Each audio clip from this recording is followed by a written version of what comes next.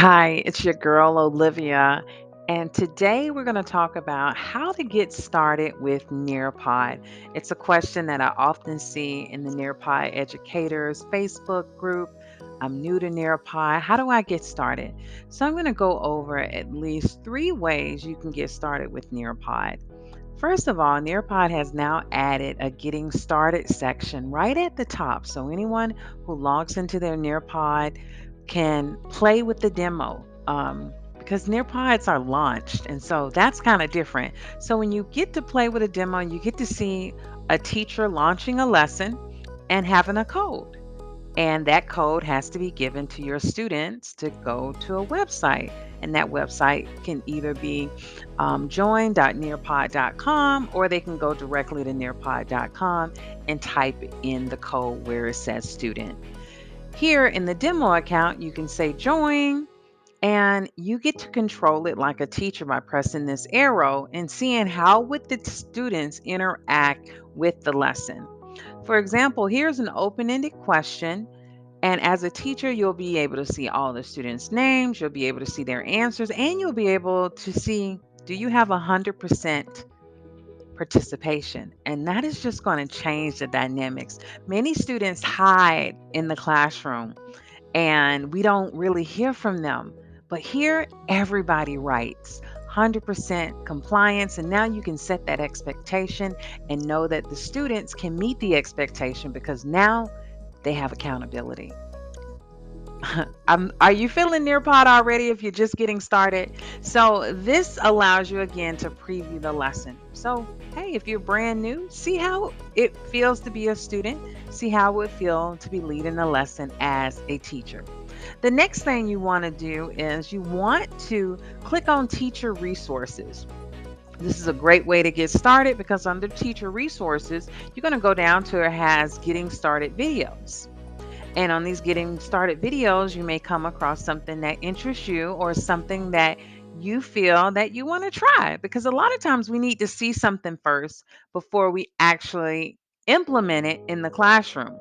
And they have it by subcategories, and you can even type in a question and have it search. So please check out the Nearpod created videos also to get started using Nearpod. Last but not least, number three, easiest way to use Nearpod is to go to the quick launch section. Under the quick launch section, you're going to have three different areas you can choose from. First, you can set a timer, you can do an open ended question, or you can do a collaborate board. So, open ended question, great way to open up a class, get students feedback, a great way to do a quick formative assessment before you get started. So, you can click on open ended question and we can type in something. What do you already know about blank? And so, whatever topic you have, you can put that in there. Just looking for my little spacer here, and then I can put a question mark. What do you already know about blank? And just let them write about it. This is a great way to see what the different levels your students have about a topic before you ever start teaching that to them. And you can add color, you can make it bigger, especially if students have some accessibility concerns. You can do all that. And you can even change the color. Color is very powerful when you are making lessons. So please try not to keep anything in black.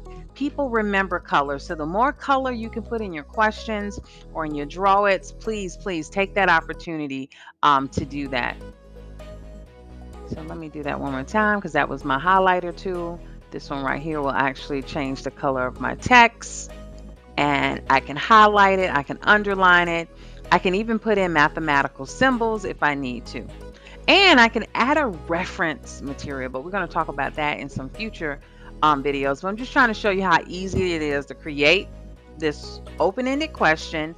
And you can even add a timer. You know, it's the beginning of the class. I might just put quick 5 minutes and give them 5 minutes. As soon as they come in, it's the bell ringer, especially if you're in middle or high school. And I say quick launch here in the bottom right hand corner, quick launch. Once I click on quick launch, it's going to generate a code for the students to basically log in and answer that one question. So here's the code. They can go to join.nearpod.com, or I can pop it if I'm teaching virtually, I could just pop it in the chat box. And now you also have two options here. You have the teacher's view. Now you have to go to the teacher's view to press start activity, otherwise it won't start. So anytime you put a timer, you must go to the teacher tab and click start activity. Otherwise, the students will be waiting. They say nothing's happening, and then that's frustration. And then you can go back to student view if you're projecting, where everyone can see the question so that they can just see the question being projected. And then afterwards, you'll be able to see everyone's responses if you click back on teacher. And there's even a little tab here at the bottom where you can hide students' names. So if you are showing this on a projector, please hide students' names, make them feel safe to share out their responses. And it's going to be a great, great learning experience. So, this is basically how you do a quick launch. And so, we're going to go and in this session, you can just end it at the top. And you just did your first Nearpod with an open ended question. But as I said before, there's also the timer.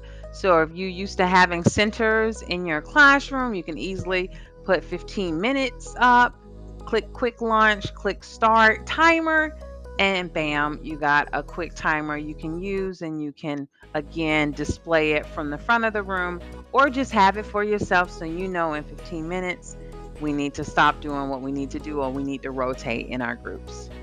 And last but not least is the collaborate board. The collaborate board is also a quick launch. It works just like the open-ended question, but we got a few more features. First of all, now students can actually add a comment to a student's comment. So this is a great way where students, you may pose a question to students and you ask them, I want everyone, I'm gonna give you 5 minutes, work it out on paper first. Then I want you to type in your responses, and I want everyone to enter the responses at the same time. So I like to, we call that waterfall kind of chat, but it's a great way to do it in collaborate boards. Why? Because it allows all the students the time to write their answers without others seeing their responses. Or you can have it set up under student options where you must approve students' posts first. So if you put this one on, you just basically, everyone could be posting, and then once you feel that you've given everybody enough time, then you could go and approve each person's post one by one by one. It all depends on how many students you have in your class. And also, this is a feature I recommend teachers, if this is your first time using a collaborate board with your students, please turn it on so you can make sure all of the responses are appropriate the first time. And as you build your confidence in them and as you trust them more, then you can turn it off. And you also have the option to see their names and to allow them to edit a response. So maybe they put something, if you turn that on, they'll be able to go back and change it. You also have a couple of media styles. They can add an image, they could add a video, they could record an audio response to the question, or they can add a GIF. And if you don't want any of those things, just click the off button and it will be disabled, and it would only give them the choice of typing in their responses. Last but not least, you can also add a reference image to it. We're going to talk a little bit more about that, but if you want them to refer back to something, they have the option to do that too. And you always want to give them some kind of instructions. And last but not least, you would just click at the bottom again, quick launch, and then it would launch just like the question. So let's do that. Please type in your responses. Okay, and then I go to quick launch. And as I'm in quick launch, it is about to generate me a code that I can share with my students. And then they could quickly come into the discussion board and type their responses here at the bottom. And then again, I have the option to approve it. One of the cool things about the collaborate board too that I like is if you're having a project and you're having like an ongoing discussions, you can keep each one of these collaborate boards and house it maybe on a Padlet or house it on a website, or you keep it in a Google Docs that students have access to it. They can go back and revisit comments, revisit the evidence they've been collecting in class to support an essential question. So this share button at the top will allow you to copy the link and all of their responses will be saved. So, my friends, this is the easiest way to get started with Nearpod with no stress. Easy to get started. Great way to get all of the feedback from your students, get everyone to write. Everyone writes, everyone participates.